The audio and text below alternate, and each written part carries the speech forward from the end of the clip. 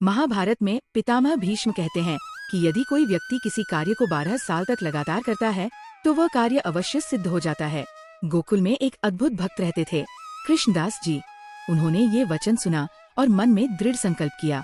उन्होंने माला बनाकर ठाकुर जी के पास जाकर कहा, ठाकुर जी, मैं 12 साल तक रोज आपको माला पहनाने आऊंगा और जब 13वें साल की पहली सुबह होगी तो आप मेरी कुटिया में माला पहनने पधारिए।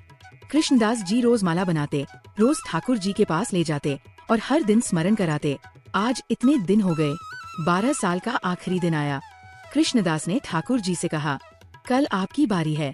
कल 13वें साल की पहली सुबह है। अगर आप नहीं आए तो मैं कभी आपके पास नहीं आऊंगा। रात भर भोजन की तैयारी में लगे रहे और सुबह से ठाकुर जी के आने की प्रतीक्षा करते रहे, लेकिन शाम तक ठाकुर जी नहीं आए। कृष्णदास का क्रोध उमड़ आया। उन्होंने सारे 56 भोग उठाए, अपनी पोटली में बांधा और मंदिर की ओर देखते हुए बोले, कोई नहीं है कृष्ण विष्णु, केवल पत्थर की मूर्ति है। अगर सुनते तो आज जरूर आ जाते। सुनते ही नहीं है। तभी आगे से गायों का झुंड आया और एक बालक आवाज लगाता है, अरे बाबा सुनिए, इतनी सारी गायें आ रही है, टक्कर लग जाएगी, रुक जाओ थोड़ी देर। कृष्णदास रुक गए। बालक बोला, बड़ी खुशबू आ रही है आपके झोले से, शायद आपने अभी तक खाना नहीं खाया। जब तक गायें चली जाए खा लीजिए। कृष्णदास बोले, मुझे नहीं खाना। बालक ने पूछा, क्या हुआ, क्या बात है? कृष्णदास बोले, लाडला है ना वो कन्हैया, बहुत नखरे हैं। 12 साल से माला पहनाने आ रहा हूँ। एक दिन बोला था, एक दिन मेरे पास आ जाना, लेकिन नहीं आया। सुबह से शाम तक इंतजार कर रहा हूँ। अब मैं यहाँ से जा रहा हूँ।